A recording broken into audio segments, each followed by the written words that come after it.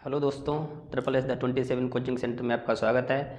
आज हम भारतीय इतिहास का एक महत्वपूर्ण खंड आधुनिक भारत को प्रारंभ करने जा रहे हैं। इसको हम विस्तार से क्रम वाइज समझेंगे। इसका प्रारंभ हम विदेशियों के आगमन से करेंगे।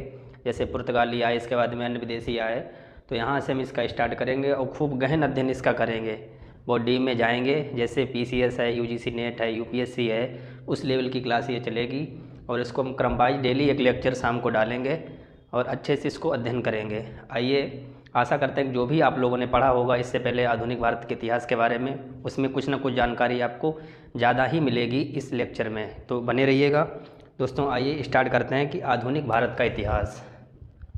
आधुनिक भारत का इतिहास। आधुनिक भारत का इतिहास, इसमें हम पुर्तगालियों के आगमन से स्टार्ट करेंगे और देखेंगे क्या परिस्थितियाँ थीं, कैसे पुर्तगाली यहाँ पे आए, यूरोप में क्या परिस्थितियाँ थीं, यूरोप में पहले मध्यकाल में वहाँ पे क्या परिस्थितियाँ थीं, मध्यकाल में कौन कौन से शासन थे, कौन कौन से वहाँ पे वंश थे, उनका विघटन हुआ था, किसके मध्य क्या युद्ध हुआ था, ये स्थल मार्ग क्यों अवरुद्ध हो गया था, ये सारी घटनाएँ जो है क्रमवार जानेंगे। तो हम बात कर रहे हैं मध्यकाल की, जहाँ आज पूरा यूरोप महाद्वीप, पूरा एशिया और इसके बाद में पूरा अफ्रीका महाद्वीप और अरबी जो कंट्री हैं, इतना सब कुछ मिला के एक रोमन साम्राज्य था मध्यकाल में। इतना सब कुछ मिला के एक मध्यकाल में रोमन साम्राज्य था। तो धीरे धीरे रोमन साम्राज्य का जो है विघटन हो गया। इसके बाद में विघटन के बाद एक पूर्वी रोमन साम्राज्य बना, एक पश्चिमी रोमन साम्राज्य बना। पूर्वी रोमन साम्राज्य जो है बैजेंतिया साम्राज्य उसको कहा गया, बैजेंतिया साम्राज्य कहा गया। और पश्चिमी जो रोमन साम्राज्य था उसकी राजधानी रोम थी। और जो पूर्वी जो है रोमन साम्राज्य या बैजेंतिया साम्राज्य था, इसकी राजधानी कुस्तुनतुनिया थी। बैजेंतिया साम्राज्य का पतन हुआ तो टर्की में जो है एक नया साम्राज्य का उदय हुआ और इन दोनों के मध्य लड़ाई हुई। जो पूर्वी रोमन साम्राज्य पूरा है ये टर्की के अधीन आ गया। और जब टर्की के अधीन ये पूरा रोमन साम्राज्य आ गया तो स्थल मार्ग अवरुद्ध हो गया। जो भी भारत के लिए आने जाने का स्थल मार्ग था वो टर्की के अधीन हो गया, टर्की शासक के अधीन हो गया।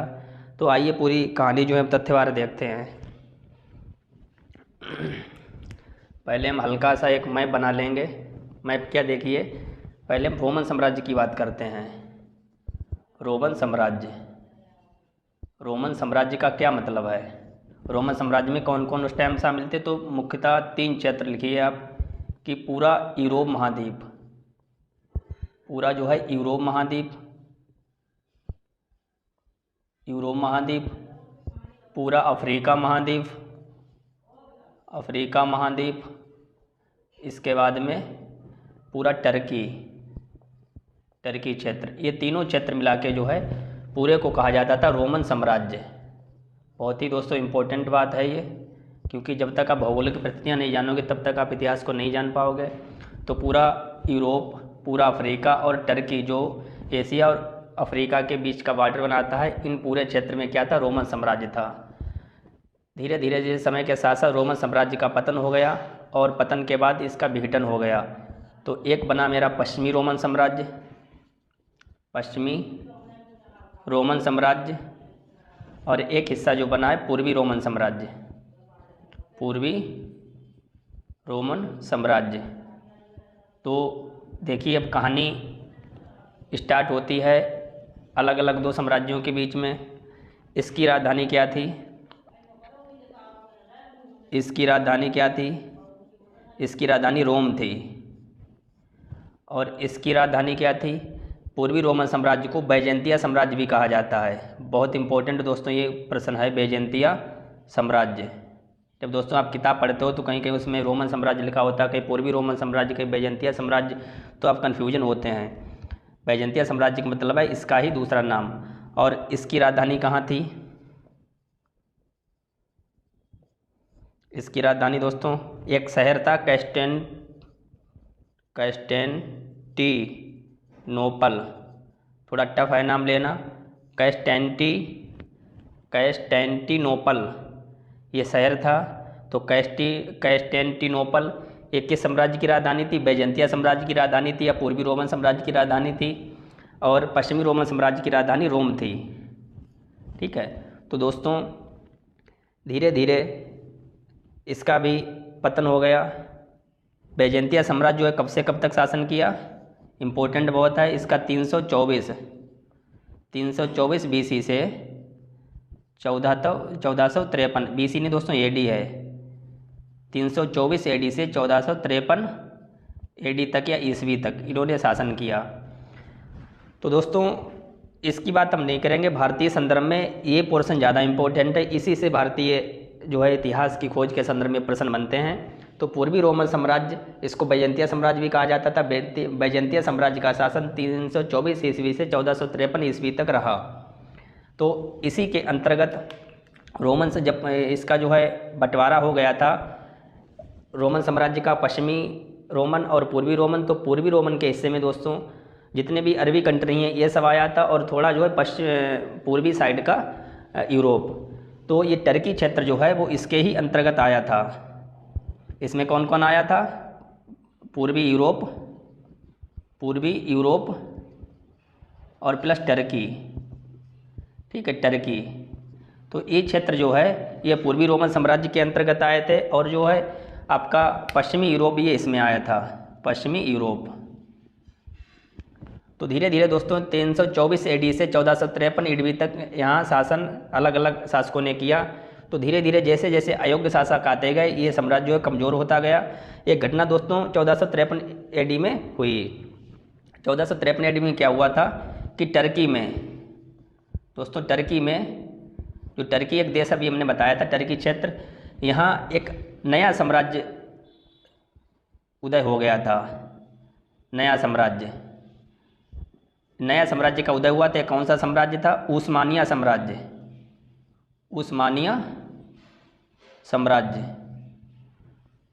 साम्राज्य का जो है उदय हुआ था। अब देखिए दोस्तों, बैजेंतिया साम्राज्य अभी पूरी तरह से ख़त्म नहीं हुआ, तब तक बैजेंतिया साम्राज्य के क्षेत्र टर्की में ही एक नए वंश या नए साम्राज्य का उदय हो गया, उस्मानिया साम्राज्य। तो दोस्तों अब उस्मानिया साम्राज्य और बैजेंतिया साम्राज्य के मध्य युद्ध होना लाजमी है। तो दोस्तों 1453 ईस्वी में, यहाँ देखिए 1453 ईस्वी में, ये डेट बहुत ही इम्पोर्टेंट है। 1453 ईस्वी में बैजेंतिया साम्राज्य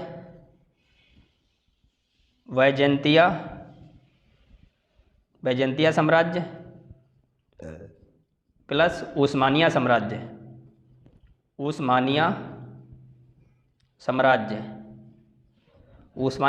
के मध्य क्या हुआ, युद्ध हुआ था 1453 ईस्वी में। ये डेट दोस्तों बहुत ही इंपॉर्टेंट है। इस डेट या इस युद्ध ने पूरी इतिहास की जो है कहानी बदल दी, पूरा इतिहास को ही पलट दिया।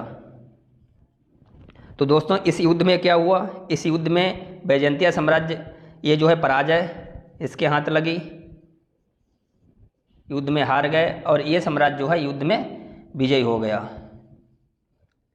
जैसे ही दोस्तों उस्मानिया साम्राज्य जो है विजय हुआ, वैसे ही, क्योंकि अब देखिए दोस्तों बैजेंतिया साम्राज्य के अंडर में कौन कौन से क्षेत्र थे, पूर्वी यूरोप था और टर्की क्षेत्र था, पूर्वी यूरोप और टर्की क्षेत्र। अब जैसे ही इस पूरे साम्राज्य को उस्मानिया साम्राज्य ने हरा दिया, उस्मानिया साम्राज्य जो है विजय हो गया, तो सारा क्षेत्र जो है टर्की तो था ही था उसके अंडर में, पूर्वी यूरोप पूरा क्षेत्र जो है, इस पूरे क्षेत्र पे किसका दोस्तों शासन हो गया, ये उस्मानिया साम्राज्य का अधिकार हो गया। जब दोस्तों उस्मानिया साम्राज्य का अधिकार हो गया तो भारत और यूरोप के बीच, भारत या रोमन साम्राज्य के बीच दोस्तों स्थल मार्ग से ही व्यापार होता था। क्योंकि रोमन साम्राज्य, ये पश्चिमी वाला रोमन साम्राज्य और उस्मानिया साम्राज्य ये आपस में प्रतिद्वंदी थे, इसीलिए उस्मानिया साम्राज्य द्वारा जीता गया क्षेत्र जो है ये इस पर इन लोगों के लिए व्यापार की मनाही कर दी कि इस रास्ते से होकर अब कोई भी यूरोप का या कोई भी रोमन साम्राज्य का शासक या कोई भी सम्राट या व्यापारी टर्की होते हुए या टर्की के रास्ते भारत से व्यापार नहीं करेंगे। जब दोस्तों उस्मानिया साम्राज्य द्वारा जो है रास्ता बंद कर दिया गया, फिर यूरोप वासियों के लिए मजबूरन नए रास्ते की खोज में इधर उधर भटकना पड़ा, समुद्री मार्ग का रास्ता अपनाना पड़ा। तो देखिए दोस्तों एक छोटा सा मैप बना लेते हैं और देखते हैं कि ये स्थिति यहाँ पे कैसी थी। देखिए दोस्तों ये ऐसे ही यूरोप का क्षेत्र है, यहाँ पे दोस्तों थी कुस्तुनतुनिया, और इधर काला सागर, इधर मरमरा सागर, और इधर आपका था टर्की, और बीच में जो जल संधि थी ये काला सागर आपका, ये काला सागर, ये मरमरा सागर, ये आपका कुस्तुनतुनिया, कुस्तुनतुनिया, और ये आपका टर्की, पूरा टर्की के बाद दोस्तों इराक, फिर ईरान, फिर दोस्तों अफ़गानिस्तान, फिर पाकिस्तान, फिर भारत। तो ये पूरा जो है क्षेत्र, टर्की के बाद दोस्तों इराक, ईरान, फिर इसके बाद इराक, फिर अफ़गानिस्तान, फिर पाकिस्तान, फिर भारत। और इधर से कुस्तुनतुनिया जो है ये इधर से ही व्यापार होता था, और व्यापार ऐसे जो है इन देशों से होते हुए भारत के लिए जहाज़ आते थे, व्यापारिक लोग जो है इस रास्ते से व्यापार करते थे। दोस्तों एक बात और आपको बताने के लिए यहाँ पे भूल गए कि जो बैजेंतिया साम्राज्य था इसकी राजधानी कैस्टेंटिनोपल था, और इसको ही अरब व्यापारी या अरब देश के लोग यानी अरबी लोग, इस कैस्टेंटिनोपल को अरबी लोग कुस्तुनतुनिया नाम से जानते थे।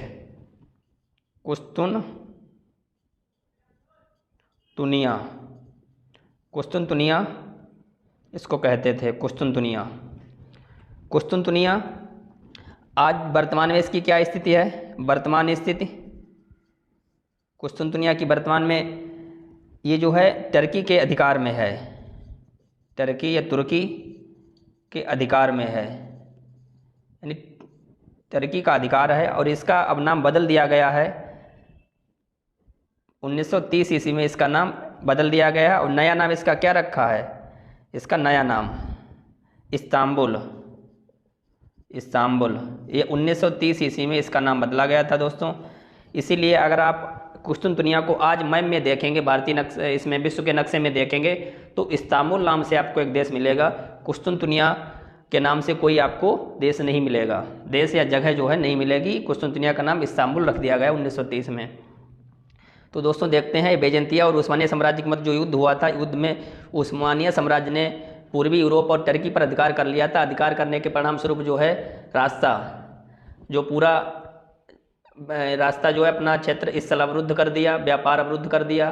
ठीक, किसी भी यूरोप वासियों को इस रास्ते से व्यापार करने के लिए मना कर दिया। परिणामतः जब ये रास्ता बंद हो गया आपका, फिर मजबूरन अलग रास्ते, नए रास्ते खोजने पड़े। जब कोई एक रास्ता ख़त्म हो जाता तो उसके विकल्प के रूप में नए नए रास्तों की खोज होती है। तो दोस्तों आज के लिए बस इतना ही, कल इसके आगे कंटिन्यू करेंगे। आप लोग बताइए कैसा लेक्चर है, क्या मुझे ये सीरीज़ कंटिन्यू करनी चाहिए या नहीं करनी चाहिए, अपना रिव्यू दीजिएगा। धन्यवाद दोस्तों।